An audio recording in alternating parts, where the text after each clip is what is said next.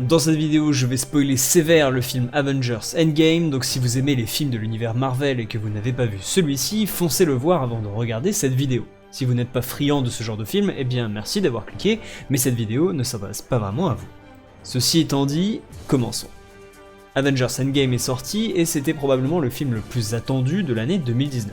Vaincus dans Infinity War, les Avengers doivent se relever pour réduire à néant celui qui les a terrassés et essayer de sauver la moitié de l'univers qui a disparu en récupérant les pierres d'infinité et en inversant le snap de Thanos grâce à elles.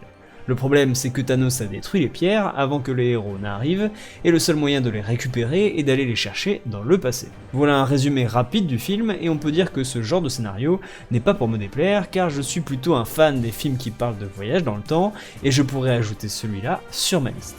Cela dit, là où Endgame se démarque des autres, c'est sur sa manière dont il aborde la question. Pour une fois, les héros ne voyagent pas dans le passé pour changer le cours des événements, ils voyagent dans le passé pour aller chercher quelque chose et le ramener dans le présent. Et si on suivait la logique de la quasi-totalité des films qui parlent de voyage dans le temps et qui sont en fait cités dans Avengers, ce genre d'action serait impossible à réaliser car elle créerait alors des paradoxes temporels. Si les pierres sont prises dans le passé, Thanos n'aurait pas pu claquer des doigts, et les Avengers ne seraient alors pas allés dans le passé chercher les pierres, etc. On a un paradoxe. Mais les studios Marvel en ont décidé autrement, car dans la logique du film, modifier le passé ne modifie pas le présent qui lui a déjà été écrit. Les héros partent donc du principe que foutre le bazar dans le passé n'aura pas d'impact sur le présent qu'ils connaissent, et on peut dire du coup qu'ils se laissent un peu aller.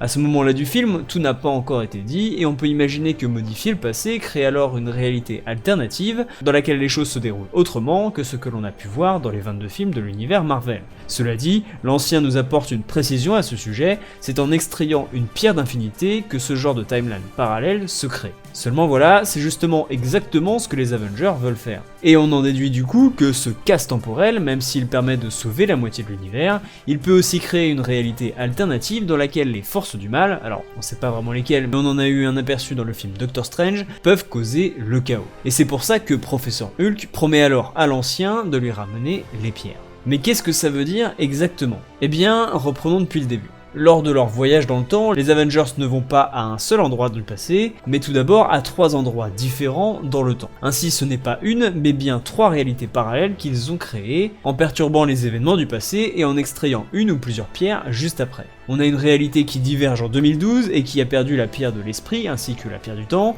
une réalité qui diverge en 2013 sans la pierre de la réalité, et une réalité qui diverge en 2014 sans la pierre de l'âme et la pierre du pouvoir.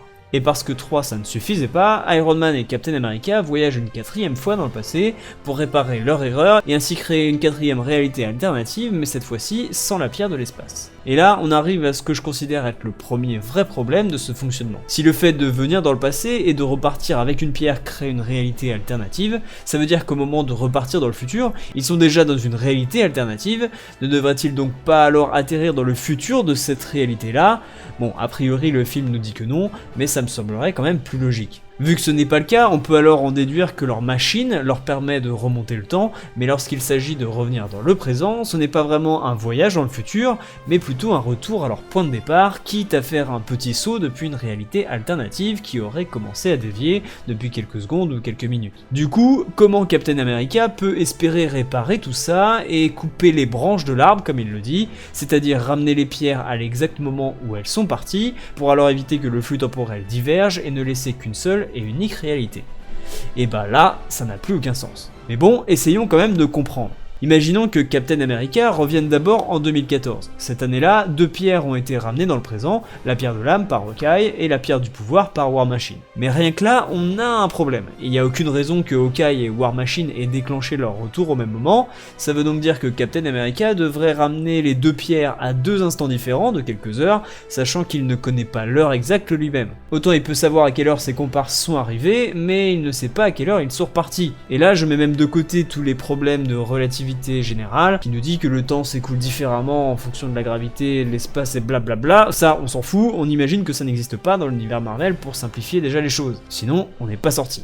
Bon, admettons qu'il lui suffise d'arriver dans cette réalité exactement au même moment où les autres sont arrivés, et pas au moment où ils repartent, pour que ça marche. D'ailleurs, il pourrait difficilement faire autrement, car sinon, s'il arrive au moment où les autres partent, ça veut dire qu'il arrive dans une réalité qui a déjà commencé à diverger, ça voudrait dire que sa machine à remonter le temps l'aurait aussi déplacé de timeline, ce qui n'a pas vraiment de sens. Du coup, il faut qu'il revienne exactement au même moment où les autres étaient arrivés en premier lieu. Il dépose les pierres, n'importe où, peu importe, j'espère qu'il va pas devoir aller sur les différentes planètes, sinon il a pas fini, et il peut ensuite repartir dans une deuxième époque et faire pareil avec les autres pierres. Et a priori, c'est ce qu'il a fait, en tout cas c'est ce qu'il dit à la fin du film.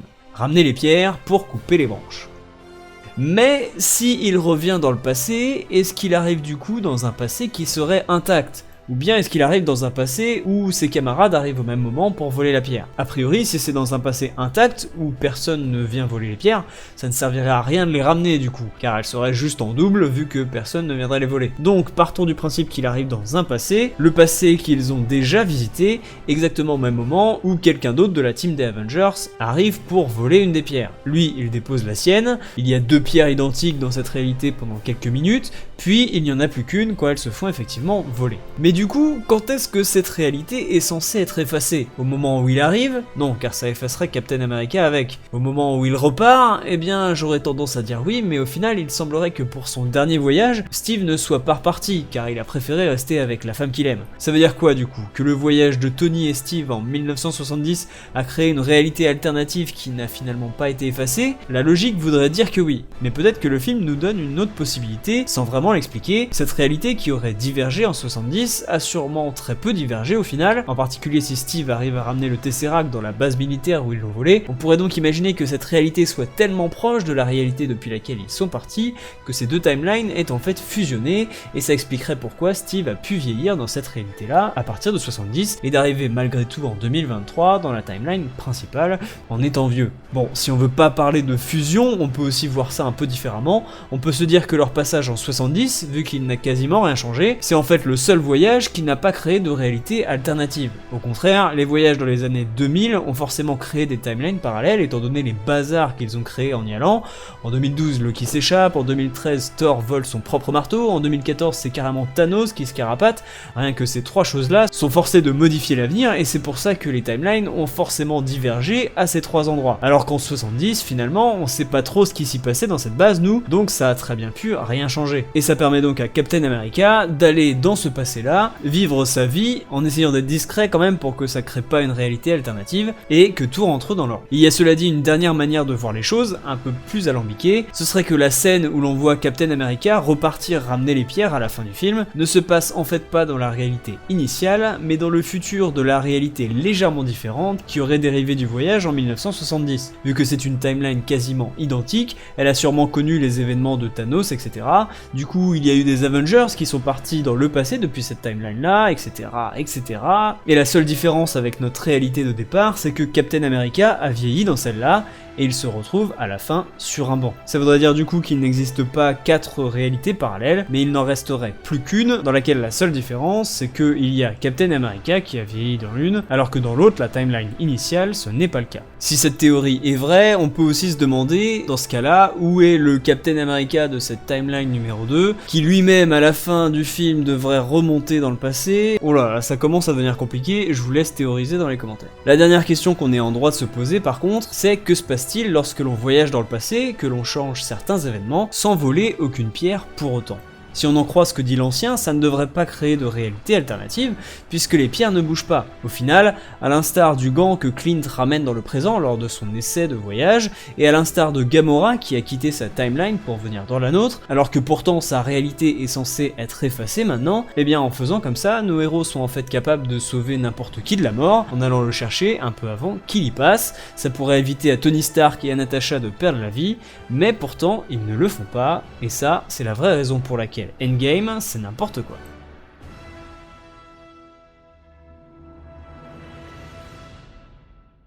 Cette vidéo est maintenant terminée, j'espère qu'elle t'a plu. Moi personnellement j'ai adoré Avengers Endgame et j'aime aussi beaucoup théoriser sur ce genre de choses et pointer du doigt les incohérences de ce genre de scénario. Ça n'empêche pas que le film est super et il clôture très bien 10 ans et 3 phases de film Marvel. Il n'est pas parfait mais il a su en tout cas combler mon cœur de fan et j'espère que c'est aussi votre cas. Si tu as d'autres explications ou d'autres théories, n'hésite pas à les partager en commentaire, je me ferai un plaisir de les lire. N'hésite pas à t'abonner à la chaîne pour ne pas rater les prochaines vidéos et moi je te dis à bientôt, allez salut!